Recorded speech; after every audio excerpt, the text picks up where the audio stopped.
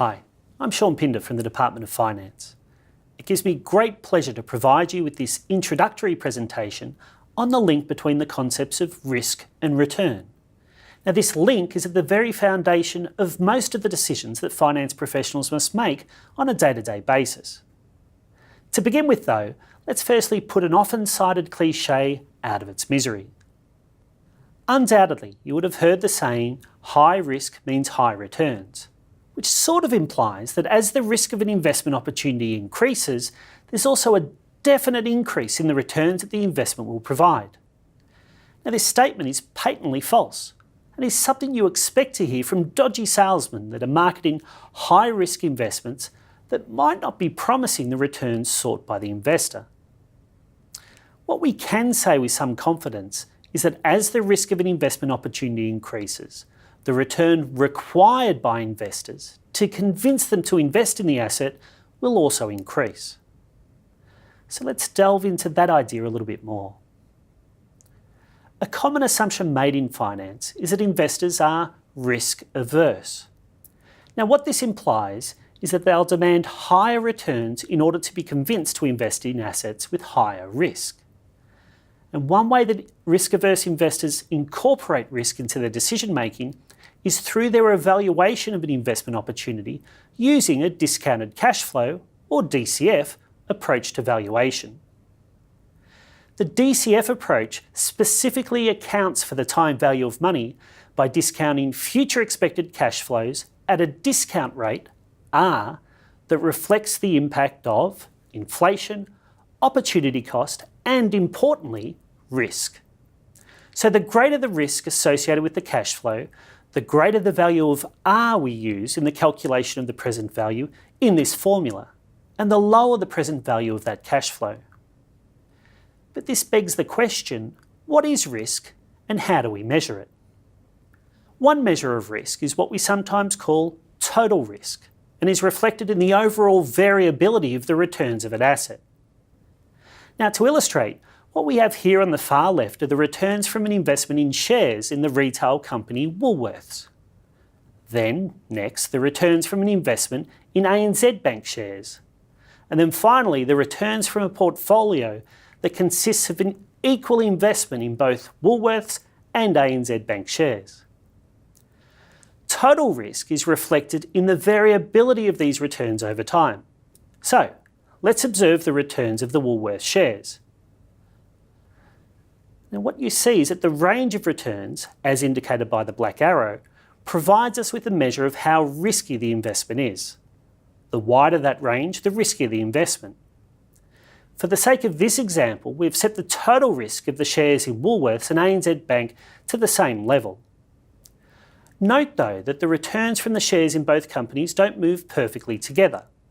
This is because sometimes things will happen that are good for Woolworths shareholders but have no impact on ANZ Bank shareholders, and other times the reverse happens.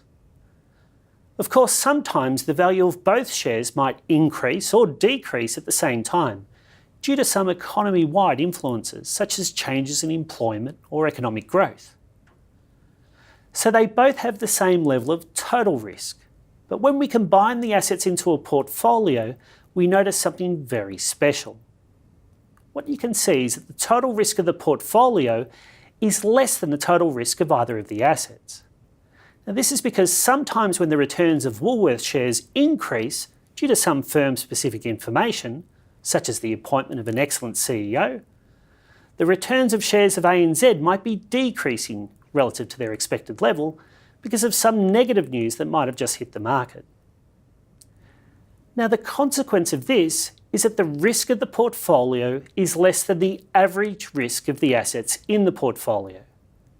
That is, we've been able to get rid of some risk by combining the assets together into a portfolio. So let's pause for a moment and recall what we're doing here. We started by highlighting that the most popular approach for investment evaluation is the discounted cash flow approach, where we discount expected cash flows at a discount rate R that reflects the time value of money, and money has a time value due to three factors: inflation, opportunity cost, and risk. The higher the risk of an investment, the higher the discount rate. But and this is the crucial part, the risk that is reflected in the discount rate, R, is probably not total risk, because some of that risk can be gotten rid of by combining the asset with other assets in a portfolio. Now, this is an approach we refer to as diversification. So how do we estimate the appropriate discount rate, R? Well, what we do is we start with the risk-free rate. That is, a rate on a government security. And then we increase it to reflect the additional return that can be demanded for the additional risk that we're exposed to, where that additional risk can't be eliminated through diversification. Now, that risk that is left is often referred to as systematic risk. But how do we measure the systematic risk of an asset? To answer that question, we're going to have to call upon what's known as an asset pricing model. An asset pricing model is simply a model that provides an estimate of the discount rate that is suitable for discounting the cash flows from a specific asset. An asset pricing model will typically specify the type of risk that investors can demand compensation for being exposed to.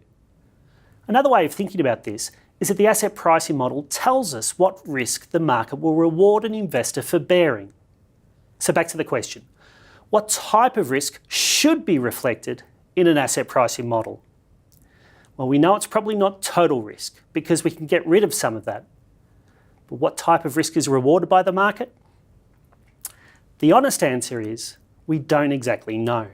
This is, and has been over the last 60 years or so, an evolving field of research that has resulted in the construction and refinement of a range of asset pricing models that are used by finance practitioners every hour of every day in making their investment decisions. Risk factors that have been identified by researchers have been linked to the sensitivity of an asset's returns to market-wide returns, but also to the relative performance of small versus large companies, as well as frequently versus infrequently traded assets.